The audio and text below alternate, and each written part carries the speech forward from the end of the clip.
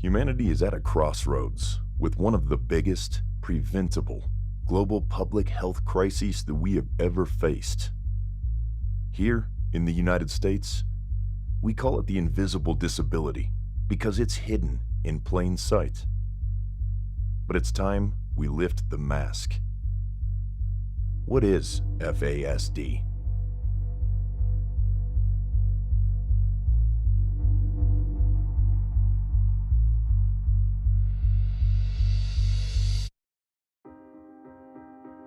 FASD stands for Fetal Alcohol Spectrum Disorder. This happens when a fetus is exposed to alcohol while in the womb, causing permanent brain damage to the unborn child. Modest estimations from experts place 1 in 20 people with an FASD. This means all of us know someone with an FASD. There are sisters, our brothers, our neighbors, our nieces, our cousins, our parents. FASD impacts us all. There's a common misconception out there that early alcohol exposure in pregnancy isn't harmful. You hear people saying, drink till it's pink, meaning it's okay to drink until you know you're pregnant. Unfortunately, it's not true. In fact, some of the most fundamental development occurs in that early stage, that time before a woman's even capable of having a positive pregnancy test. About 40 to 50% of pregnancies are unplanned. So you know that there's a tremendous amount of alcohol that it can be consumed before someone even has a confirmed pregnancy. Wasn't aware I was pregnant. You know, we talk about unplanned pregnancies in the FASD field. I had an unplanned pregnancy. We've got doctors still telling us it's okay to drink alcohol. My doctor, I had 2 pregnancies. My doctor didn't ask me a thing about alcohol. I think the biggest issue there is we need to have screening in place, but to do that, we need to meet people where they're at, and we need to have providers that are willing to ask the hard questions because there is such a stigma still around prenatal alcohol exposure. both the amount of alcohol and timing of exposure can determine the severity of an FASD in the affected baby. This is because alcohol is considered the most damaging substance to a developing fetus, more damaging than any other substance. And I have never met a mother that had any intention of hurting their baby. I would say no safe amount of alcohol ever during pregnancy or during breastfeeding. After birth, a baby with an FASD is faced with lifelong adversity due to the multitude of mental and physical health issues that result from alcohol exposure. It is referred to as a lifelong sentence because individuals with an FASD can never outgrow or cure this disability. These individuals do not have to be born with the disabilities that they live with, and it's permanent disabilities. It is lifelong. For most children with an FASD, early care and interventions are next to impossible.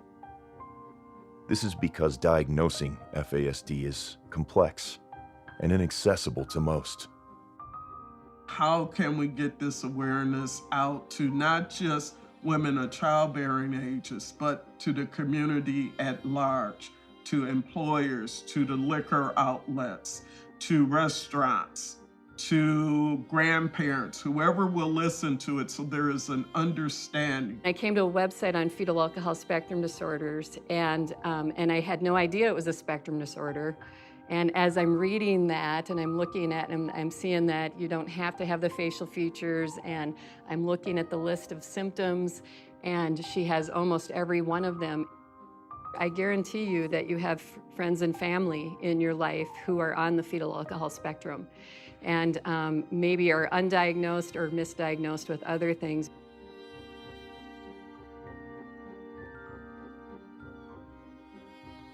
I'll hear people say, I drank and my child's fine. And we know that there are so many dynamics that play into an FASD, and it's not just the alcohol. But when you think of the 450 conditions under the FASD umbrella, it's like, are you sure your child's okay? Fetal alcohol spectrum disorders are not just diseases of, if you will, underrepresented minorities, Native Americans, and those with low socioeconomic status. That is one of the biggest misconceptions in regards to it.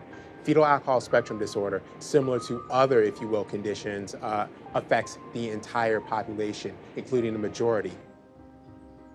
Even for children who receive an accurate diagnosis early on, there are little to no resources or special training available within our public education system.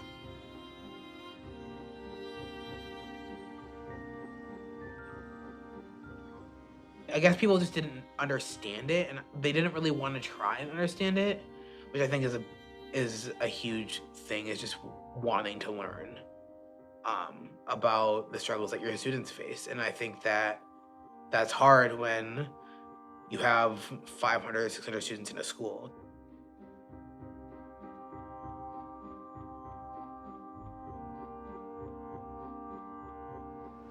%60 of people with FASDs have issues, have trouble with the law at some point.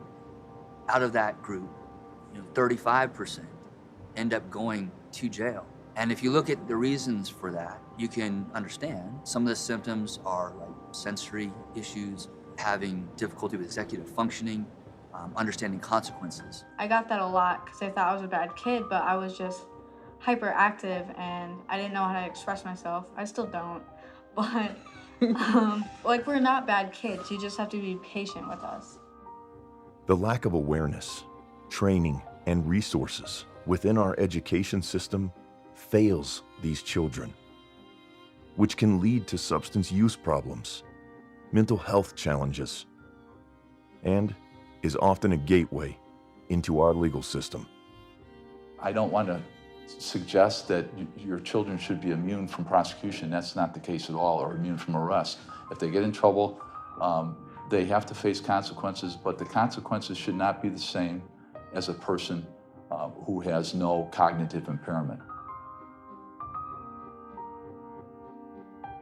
There is no current statistical data on U.S. prison numbers and FASD. However, in Canada, 31.2% of incarcerated adults have FASD.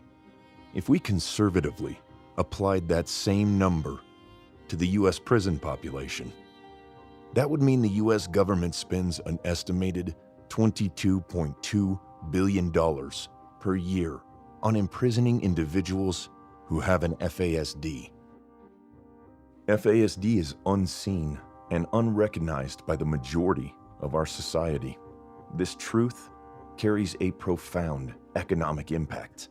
I think that we can demonstrate that through structure and through sentencing alternatives, we can save taxpayers money by not incarcerating this population, but by giving them services and making sure that they have structure in their lives. A job, a roof over their heads, and something to focus on outside of your employment. That's something that everyone with FASD needs. For the first time in a long time, this is my home. When I was at my other group home, I didn't call it home because I didn't want to go back. But now, this house, I know I belong here now. It's one of the best places I've ever been. I just wish this wasn't the only one. I'd like to encourage more people to start, like have a group home for people with autism only, have a group home for people with Down syndrome only, dementia, you name it. Because there are times where if you take all the disabilities and put them in one house, it's hard to communicate with each other. Currently, there are very few resources for families and individuals with FASD at the federal or state levels. Without the needed supports, individuals with FASD show up with astounding prevalence in our legal systems, sex trafficking rings, and homelessness. Because of the difficulties related to diagnosing, experts all agree the prevalence of this disorder is profoundly larger than current statistical data would show.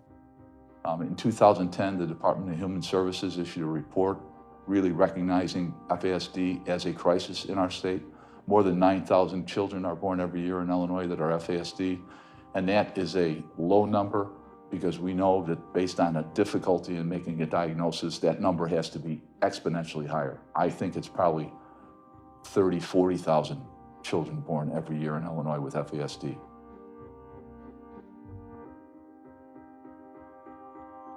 FASD isn't only difficult for the individual, but the challenges associated are life-altering for their family, guardians, and caretakers.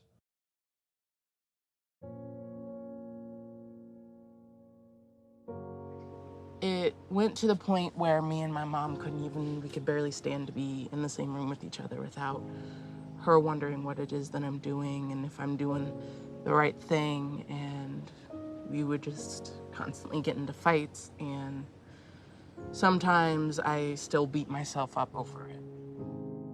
I can't do this anymore. I don't know what we're gonna do. I don't know where we're gonna go. I don't know what we're gonna do. And when I'm like that, she's lost because I'm hurt. I'm hurt stone. I'm hurt tether, you know, to what do I need? Mom will help. And I always have, but I felt like I couldn't. It's hard too, as a mother, feeling that you're not doing what it was needed to be doing for your, you know, are you good enough? Have you done what you can? We need constant support and emotional support and sometimes physical support. But if you see a kid with disabilities, you can't just be like, oh, there's that kid. There's that freak. There's that mistake.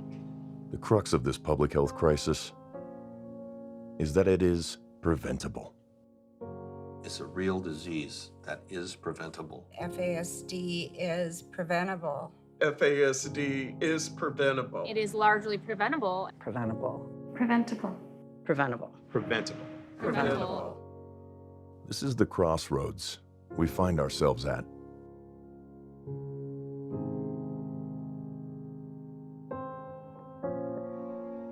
I think if we start to focus on the pregnant woman and the pregnancy as being this precious, special event process, then I think we will start to apply the proper value to what would make that special process safe and protected and to have the best and healthiest outcome. Here in the US, we deserve to know the truth around alcohol and pregnancy. Once we have that truth, it will take all of us to support those living with FASD and to support women in pregnancy. FASD is an unavoidable issue. It's inescapable. Its effects are far-reaching through our American landscape. There are millions of individuals and families struggling in the US from this preventable disability. And collectively, we have overlooked this issue for far too long. Resources are needed for those living with FASD. They deserve a better life. And those who have no voice need our protection, our future unborn children. Awareness of FASD is the only route to end the struggle. Every person can help this cause by knowing what FASD is and who it impacts. And that's all of us. Every state, every town, every place in the world needs to understand that FASD doesn't just affect the people with it or their parents or whatever. People with disabilities can do great things. We just need to be shown that we do matter. We can do all these things. Always remember the lasting impression you can make on me and people like me. And we can leave with you. Thank you for leading. It's time to act.